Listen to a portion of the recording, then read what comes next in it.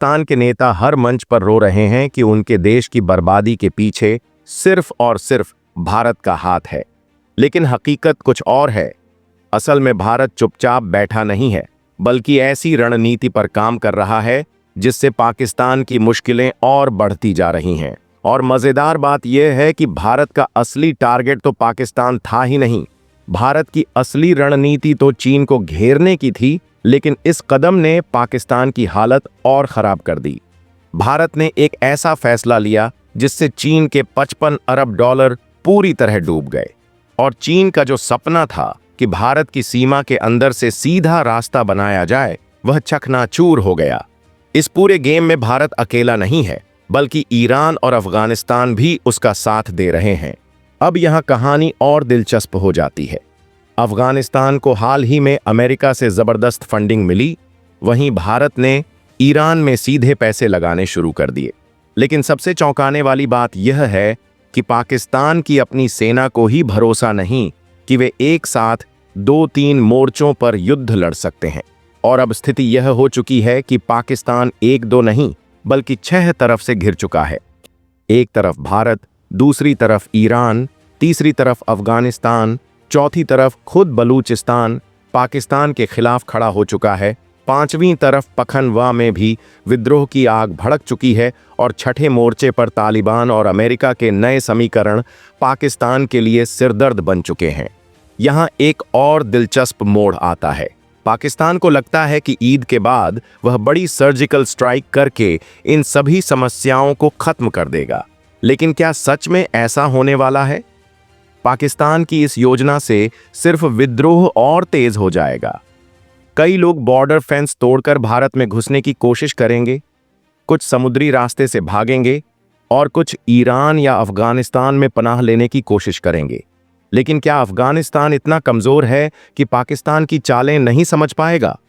पहले से ही गुस्साए तालिबान अगर पाकिस्तान के खिलाफ खड़े हो गए तो पाकिस्तान को एक और मोर्चे पर जंग लड़नी पड़ेगी। भारत ने जो सबसे बड़ा मास्टर स्ट्रोक खेला वह ईरान में चाबहार पोर्ट का विस्तार था। यह वही चाबहार पोर्ट है जिसे भारत ने विकसित किया है, और यही पाकिस्तान के ग्वादर पोर्ट के लिए सबसे बड़ा खतरा बन चुका है। पाकिस्तान के ग्वादर पोर्ट पर साल भर में मुश्किल से 20 से 25 जहाज आते हैं, लेकिन भारत के चाबहार पोर्ट पर हजारों जहाजों की आवाजाही हो रही है। अमेरिका की तमाम पाबंदियों के बावजूद भारत ने इस प्रोजेक्ट को प्राथमिकता दी, और अब अगले 10 साल तक इस पोर्ट के सभी ऑपरेशंस भारत के हाथ में होंगे। यह वही पोर्ट है जिससे भारत सीधे सेंट्रल एशिया तक पहुंच सकता है और चीन के प्रभाव को खत्म कर सकता है। लेकिन असली खेल अब शुरू होता है। पाकिस्तान के खिलाफ जो रणनीति बन रही थी वह तो एक तरफ थी, लेकिन अब इस पूरे समीकरण में रूस भी जुड़ चुका है। रूस ने भारत के चाबहार पोर्ट से कोयला भेजना शुरू कर दिया है, और आने वाले समय में इस पोर्ट की कैपेसिटी को 5 गुना तक बढ़ाने की योजना है। भारत ने यहां नई क्रेन्स, नई मशीनें और ट्रक तक भेज दिए हैं। और सबसे बड़ी बात, भारत इस पोर्ट को पूरी तरह अपग्रेड करने के लिए $250 मिलियन की फंडिंग भी जारी कर चुका है। तो अब बड़ा सवाल यह है कि पाकिस्तान इस पूरी स्थिति से कैसे निकलेगा? क्या पाकिस्तान की यह लड़ाई और बड़ी हो जाएगी? क्या चीन अपने 65 अरब डॉलर के डूबने के बाद कोई नया दांव खेलेगा? और क्या भारत की यह रणनीति पाकिस्तान के लिए आखिरी झटका साबित होगी? जो भी हो, आने वाले समय में इस क्षेत्र में बड़े बदलाव देखने को मिल सकते हैं।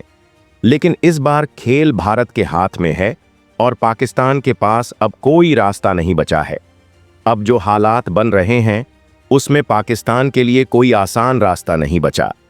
भारत ने अपनी रणनीति से पाकिस्तान को न सिर्फ घेर लिया है, बल्कि उसकी अर्थव्यवस्था, सुरक्षा और कूटनीति तीनों को कमजोर कर दिया है। लेकिन असली सवाल यह है कि पाकिस्तान अब करेगा क्या? अगर हालात यूं ही रहे तो पाकिस्तान के पास 2 ही संभावनाएं बचती हैं। पहली यह कि वह पूरी तरह चीन पर निर्भर हो जाए और चीन उसकी हर समस्या को अपने पैसे और सैन्य ताकत से संभाले। लेकिन यह उतना आसान नहीं होगा, क्योंकि चीन खुद आर्थिक संकट से जूझ रहा है।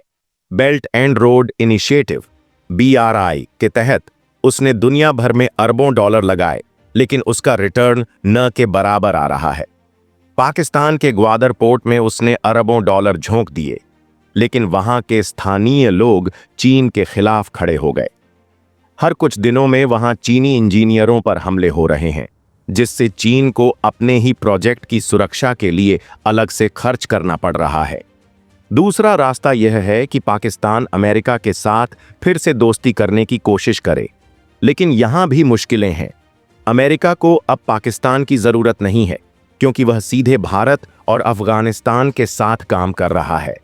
अफगानिस्तान में तालिबान के आने के बाद अमेरिका को पाकिस्तान के रोल पर भरोसा नहीं रहा, और यही वजह है कि उसने भारत के साथ मिलकर ईरान में चाबहार पोर्ट को मजबूत करने पर फोकस किया। अब पाकिस्तान के लिए सबसे बड़ा खतरा यह है कि उसकी अपनी ही सेना का भरोसा सरकार से उठता जा रहा है। सेना के अंदरूनी हलकों में यह चर्चा तेज हो चुकी है कि क्या सरकार को बदलकर कोई नई रणनीति अपनानी चाहिए। इतिहास गवाह है कि जब भी पाकिस्तान किसी गंभीर संकट में फंसा है, तब सेना ने सत्ता अपने हाथ में ली है। लेकिन इस बार सेना के पास भी ज्यादा विकल्प नहीं है। पहले सेना अमेरिका या अरब देशों से पैसे लाकर सरकार चलवा देती थी, लेकिन अब वैसा हो पाना मुश्किल है। अगर पाकिस्तान इस स्थिति से नहीं निकला, तो एक और अनोखी संभावना बन सकती है। पाकिस्तान के भीतर छोटे छोटे अलगाववादी आंदोलन और तेज हो सकते हैं। बलूचिस्तान तो पहले से ही अलग होना चाहता है, लेकिन अब पख्तून इलाकों में भी पाकिस्तान के खिलाफ बगावत के सुर तेज हो रहे हैं। अगर यह आग और भड़की, तो पाकिस्तान को एक साथ कई मोर्चों पर अलग अलग लड़ाइयां लड़नी पड़ सकती हैं, जिससे उसका विघटन भी हो सकता है। भारत इस पूरी स्थिति को चुपचाप देख रहा है और अपने मोर्चे मजबूत कर रहा है। आने वाले सालों में भारत की रणनीति सिर्फ पाकिस्तान को कमजोर करने की नहीं होगी, बल्कि खुद को एक वैश्विक ताकत के रूप में स्थापित करने की होगी। भारत अब सिर्फ रक्षा के मोर्चे पर ही नहीं, बल्कि कूटनीतिक और आर्थिक रूप से भी पाकिस्तान से बहुत आगे निकल चुका है। इसीलिए सवाल अब यह नहीं है कि पाकिस्तान कब कमजोर होगा, बल्कि सवाल यह है कि पाकिस्तान कब तक अपने ही लोगों को यह यकीन दिला पाएगा कि वह एक मजबूत देश है। अब जो हालात बन रहे हैं, उसमें पाकिस्तान के लिए रास्ते खत्म हो रहे हैं और उसकी आगे की कहानी ज्यादा खतरनाक मोड़ ले सकती है। आने वाले समय में पाकिस्तान सिर्फ आर्थिक और राजनीतिक संकट में नहीं फंसेगा, बल्कि उसका सामाजिक ताना बाना भी कमजोर होने लगेगा। अगर पाकिस्तान की अर्थव्यवस्था और गिरती रही, तो वहां पर आम जनता का गुस्सा बेकाबू हो सकता है। अभी तक लोग सेना और सरकार की नाकामी को चुपचाप सह रहे हैं, लेकिन जब पेट भरने के लिए भी संघर्ष करना पड़ेगा, तब सड़कों पर विद्रोह देखने को मिल सकता है। सरकार अगर इस गुस्से को कंट्रोल करने में नाकाम रही, तो वहां पर गृहयुद्ध जैसी स्थिति बन सकती है।